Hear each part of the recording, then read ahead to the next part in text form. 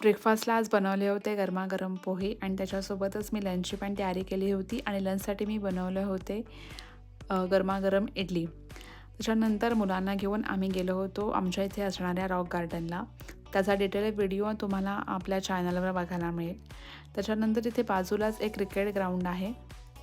तिथे आर्या सिगलच्या मागे फिरते आहे. हातामध्ये काठी आणि पानं घेऊन.